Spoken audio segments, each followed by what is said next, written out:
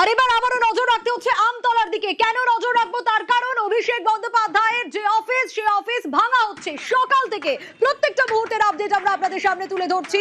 3টি earth mover কাজ করছে সেখানে এবং একের পর এক ভেঙে দেওয়া হচ্ছে। প্রথমে বাইরের যে শেড, যা ফুটপাথে ছিল, সেই শেড ভেঙে ফেলা হয়। তারপর আমরা দেখেছি একের পর এক কার্নিশ ভাঙা হয়, তারপর দেওয়াল ভাঙা হয়। শুধু তাই নয়, জনরোষ আছড়ে পড়েছে, সেই ছবিটাও দেখা যায়। আমরা দেখি যে সাধারণ মানুষ তারা হাতুড়ি নিয়ে ওয়াশরুমের পাশের দেওয়াল ভাঙতে শুরু করেন। সেই ছবিও দেখাচ্ছি। ঠিক ওয়াশরুমের পাশের যে দেওয়াল আপনাদের বলছিলাম, সেই দেওয়াল ভেঙে দেওয়া হচ্ছে। জনরোষ বলে এটাকে। অর্থাৎ এই আমলে চৌঠামের পর থেকে অনেক কিছু পরিবর্তন হয়েছে। আমরা দেখেছি সাধারণ মানুষ অভিযোগ জানাতে পারছে, কোথাও গিয়ে তাদের ভরসা ইন, ভয় আউট। যে ছবি আপনাদের দেখাচ্ছি দেখুন, একের পর এক, এটা কিন্তু জনরোষের ছবি। এবং অন্যদিকে আর্থ মুভার দিয়ে একের পর এক ভাঙা হচ্ছে। এবং অভিষেক বন্দ্যোপাধ্যায়ের ছবি দেখুন, সেই ছবিতেও হাতুড়ি মারা হচ্ছে। যে ছবি আপনাদের দেখাচ্ছি, দক্ষিণ 24 পরগনার আমতলার এই অফিসকে ঘিরে ভুরি ভুরি অভিযোগ সাধারণ মানুষেরও। এমনিতে তো বেআইনি বলে অভিযোগ উঠে আসছে, লিপস অ্যান্ড বাউন্সের নাম উঠে আসছে। কোথাও গিয়ে কি লিপস অ্যান্ড বাউন্সের সম্পত্তিতেই পার্টি অফিস? এই প্রশ্ন উঠছে, কারণ লিপস অ্যান্ড বাউন্সের নোটিশ, সেই নোটিশে নাম রয়েছে অমিত ব্যানার্জির। কে অমিত ব্যানার্জি? অভিষেক বন্দ্যোপাধ্যায়ের বাবা। একাধিক প্রশ্ন। প্রীতি রয়েছে আমার সঙ্গে। কোথাও গিয়ে তৃণমূল আর লিপস অ্যান্ড বাউন্স মিলেমিশে একাকার হয়ে যাচ্ছে, তা বলার অপেক্ষা রাখে না। প্রীতি, এই মুহূর্তের ছবিটা একটু জানতে চাইবো তোমার কাছ থেকে। দেখো, অভিষেক বন্দ্যোপাধ্যায়ের সাম্রাজ্য নিয়ে যখন কথা হচ্ছে, তখন অভিষেক বন্দ্যোপাধ্যায়ের সাম্রাজ্যের মধ্যেও কিন্তু মূলত তা এই যে আমতলার যে কার্যালয় রয়েছে, সেই কার্যালয়ে পড়ছে। এই মুহূর্তে যে ছবিটা দেখাবো তা হচ্ছে প্রায় 16টি ট্রাঙ্ক তা ভিতরে নিয়ে যাওয়া হয়েছে এবং একে একে ভিতরে যে সমস্ত নথি রয়েছে, সে সমস্ত নথি কিন্তু বাইরে বের করে নিয়ে আসা হচ্ছে। এবং আমরা দেখলাম যে কিছুক্ষণ আগেই যে একটি ল্যাপটপ 4তলা থেকে ছুঁড়ে নিচে ফেলা হলো এবং সেটি একটি মানুষ কালেক্ট করার পর তিনি পুলিশের হাতে তুলে দিলেন। এইরকম একাধিক নথি কিন্তু বাজেয়াপ্ত করা হচ্ছে। এবং লিপস অ্যান্ড বাউন্স নিয়ে যখন কথা হচ্ছে, তখন আমরা জানি কলকাতা পুরসভা লিপস অ্যান্ড বাউন্সে অভিষেক বন্দ্যোপাধ্যায়ের একাধিক যে রয়েছে, জায়গা রয়েছে, সেখানে কিন্তু নোটিশ পাঠানো হয়েছিল। এই মুহূর্তে তোমাকে দেখাচ্ছি, এটা হচ্ছে সামনের অংশ এবং এখানে কিন্তু কার্যত ছিন্ন বিচ্ছিন্ন অবস্থায় রয়েছে চারিদিক। এবং দুপুর 12টা থেকে ভাঙার কাজ শুরু হয়। এই মুহূর্তে ভাঙার কাজ কিছুটা হলেও বিরত রয়েছে, তবে ভিতরে যে সমস্ত নথি রয়েছে তা প্রশাসনিক আধিকারিকরা তা বাজেয়াপ্ত করছেন। এবং তার পাশাপাশি আমরা দেখতে পাচ্ছি বাইরে কার্যত এসির যে ভেন্ট রয়েছে, সেই এসির ভেন্ট ঝুলছে। এবং একটা নয়, দুটো নয়, তিনটে নয়, চারটে নয়, 5টা নয়, আমরা ঘুরে ঘুরে যখন এই বিল্ডিংটা দেখেছি, প্রায় 11টা এসির ভেন্ট আমরা দেখতে পেয়েছি। তার থেকে খুব স্পষ্ট যে এখানে একটা লাক্সারিয়াস লাইফ বা জীবনযাপন কিন্তু চলতো। এবং সাধারণ মানুষেরও অভিযোগ যে সাংসদরা তিনি আসতেন, সাংসদ অভিষেক বন্দ্যোপাধ্যায় তিনি এখানে আসতেন, তবে তারা এখানে প্রবেশ করতে পারতেন না। তাদের সমস্যার সমাধান কিন্তু এই দফতর থেকে হতো না। এবং পালাবদলের পর যখন একটা স্লোগান আমরা মুখে মুখে ছড়িয়ে পড়েছিল আমাদের সকলের, যে ভরসা ইন, ভয় আউট, সেই ভরসা ইন, ভয় আউটের পরে কিন্তু তারা মূলত আজকে সাহস পেয়েছেন। এই যে যখন ভাঙার কাজ, সেই ভাঙার কাজ চলছিল, তারা কার্যত উদযাপন করলেন, মিষ্টি মুখ করলেন, লাড্ডু বিতরণ করলেন। সোনিয়া, একেবারে যে ছবি আমরা দেখছি, এবং সাধারণ মানুষ কোথাও গিয়ে সত্যি তাদের ভয় আউট আর ভরসা ইন, জনরোষ আছড়ে পড়ছে। ভুরি ভুরি অভিযোগ এই অফিসকে কেন্দ্র করে। শুনুন। 10 বছর আগে তৈরি করেছিল পুরোপুরি বেআইনিভাবে।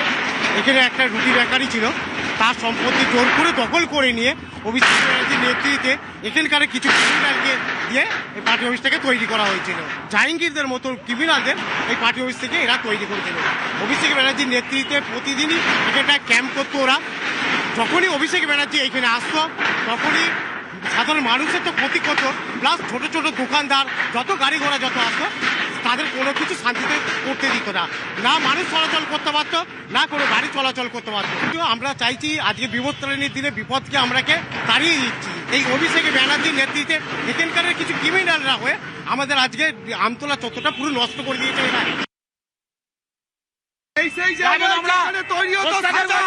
জাহাঙ্গীর একটা সন্তান তৈরি করেছিল এই পশ্চিম বাংলা জুড়ে রাজত্ব করার জন্য।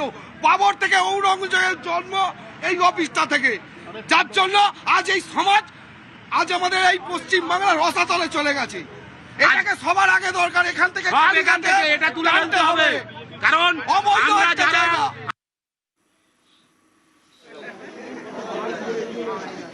অভিষেকের আমতলার অফিস লিপস অ্যান্ড বাউন্সের এই প্রশ্ন উঠছে, কারণ 15 জুলাইয়ের যে নোটিশ সেখানে অমিত বন্দ্যোপাধ্যায়ের নাম রয়েছে। অভিষেকের বাবা অমিত বন্দ্যোপাধ্যায়, অমিতকে লিপস অ্যান্ড বাউন্সের ডিরেক্টর বলে উল্লেখ। আমতলার পার্টি অফিসের নির্মাণ নিয়ে শুনানিতে আসার নোটিশ। তৃণমূল আর লিপস অ্যান্ড বাউন্স মিলেমিশে একাকার। লিপস অ্যান্ড বাউন্সের সম্পত্তিতেই তৃণমূলের পার্টি অফিস, উঠছে প্রশ্ন। কোনো প্ল্যান নেই। পঞ্চায়েত সমিতি, জেলা পরিষদ অবৈধ জায়গার উপর পুরো করছে, কোনো প্ল্যান স্যাংশন নেই। প্রশাসন বুঝেছেন যে এইটা রাখা যাবে না অবৈধ জায়গার উপরে, সেইটা সেই মতোই কাজ হয়েছে। যদি তাদের মনে হতো তাড়াতাড়ি হাইকোর্ট, সুপ্রিম কোর্ট সমস্ত কোর্টে যেতে পারতেন, তার কোনো কিছু কাগজপত্র জমা দেয়নি। যে অবৈধ জায়গার উপর হয়েছে সেই জন্য সিদ্ধান্ত এটা ভাঙা হবে, প্রশাসন ভাঙবে, সেটাই সিদ্ধান্ত হয়েছে। পুরো বিল্ডিংটা ভাঙবে, মানে আদৌ হয়তো এই জায়গার উপরই ওনাদের জায়গা নয়, এরকম একটা ব্যাপার। অথচ জোর জবরদস্তি করে দখল হয়েছে, এটাও হয়েছে। আর এই মুহূর্তে নজর রাখতেই হচ্ছে, অমিত বন্দ্যোপাধ্যায়ের নাম উঠে আসছে। অমিত বন্দ্যোপাধ্যায় কি অভিষেক বন্দ্যোপাধ্যায়ের বাবা, এবং অভিষেক বন্দ্যোপাধ্যায়ের আমতলার অফিস লিপস অ্যান্ড বাউন্সের, কারণ লিপস অ্যান্ড বাউন্সের ডিরেক্টর হিসেবে তো অমিত বন্দ্যোপাধ্যায়ের নাম রয়েছে। 15 জুলাইয়ের যে নোটিশ, সেই নোটিশে নাম রয়েছে। এই অফিস কি লিপস অ্যান্ড বাউন্সের? আসলে কোথাও যেন এই লিপস অ্যান্ড বাউন্স আর তৃণমূল কোথাও মিলেমিশে একাকার হয়ে যাচ্ছে।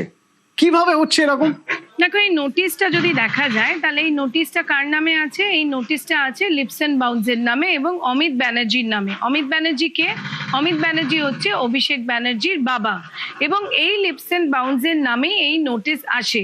এবং যেটা আমরা স্থানীয় সূত্র থেকে জানতে পাচ্ছি যে একাধিকবার এই নোটিশ এখানে আসে, এবং তারপরে আইন অনুযায়ী এই যে আজকে যে বুলডোজার অ্যাকশন হচ্ছে ওখানে, এই যে ভাঙা হচ্ছে সেটা আইন মতো ভাঙা হচ্ছে বলেই আমরা সূত্র মারফত জানতে পারি। কিন্তু অতনু, এই যে গোটা অফিসটা, এর মধ্যে একটা সিম্বল আছে, এটা খুব সিম্বলিক।